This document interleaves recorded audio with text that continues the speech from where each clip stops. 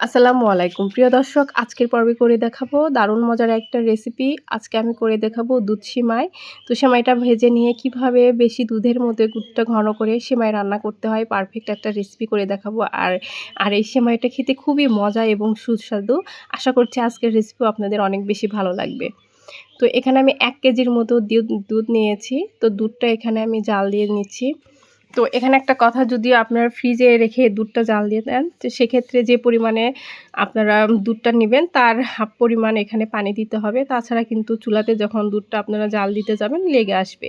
তো আমি এখানে 1 কেজি দুধ নিয়েছি, আর এখানে আমি হাফ কেজির একটু কম পানি দিয়েছি।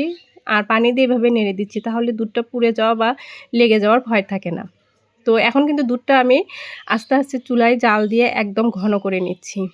আর এখানে 3টা আমি এলাচ একদম ফেটিয়ে দিয়েছি, আর একটা দারচিনি আর 3টা কাঁচা তেজপাতা দিয়েছি। তো এগুলোর কিন্তু খুব সুন্দর একটা ঘ্রাণ আছে। তো দুধের সাথে মিশিয়ে এই ঘ্রাণটা আমি অলরেডি বের হয়ে আসবে। আর এখানে আমি 1 কাপের মতো চিনি দিয়েছি। তো চিনিটা আপনাদের স্বাদ অনুযায়ী আপনারা দিয়ে নেবেন। তো যেহেতু আমি দুধটা একটু ঘন করে নিয়েছি, আর এখানে 1 কাপ সিমাই আমি নিয়েছি। ভাজা সিমাই, এটা আমি আগেই ভেজে নিয়েছি। তো এই সিমাইটা এর মধ্যে দিয়ে নিলাম। একদম ঝামেলা ছাড়াই খুব তাড়াতাড়ি আপনারা কিভাবে দুধ সেমাই তৈরি করবেন সেই রেসিপি আজকে আমি করে দেখাচ্ছি। তো এখানে আমি একটু সামান্য পরিমাণ লবণও দিয়েছি, যেহেতু মিষ্টির মধ্যে একটু সামান্য 1 চিমটি লবণ দিলেও কিন্তু ভালো লাগে। আর আমি এখানে আগেই বাদাম আর কিশমিশটা ঘিয়ে ভেজে নিয়েছি। তো সেই বাদামটা আমি দিয়ে নিলাম, আর কিশমিশটা আমি পরে দিব। তো এখন এই সবগুলো খুব ভালোভাবে মিশিয়ে নেড়ে নেড়ে একদম সেমাইটা ফুটে আসা পর্যন্ত অপেক্ষা করব। আর মধ্যে কিন্তু দুধটা একদম ঘন হয়ে আসবে। আর এখানে কিন্তু সেমাইয়ের পরিমাণটা বুঝে শুনে,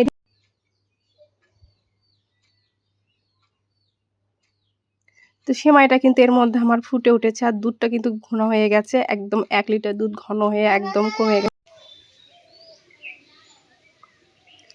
আর অবশ্যই কিন্তু মিষ্টিটা একটু চেক করে দেখবেন। তো এখানে আমি 1 কাপ চিনি দেওয়ার পরে আর হাফ কাপ চিনি দিয়েছি। তো মিষ্টিটা কিন্তু, যেহেতু দুধটাও ঘন, আর মিষ্টিটা একদম পারফেক্ট হয়েছে।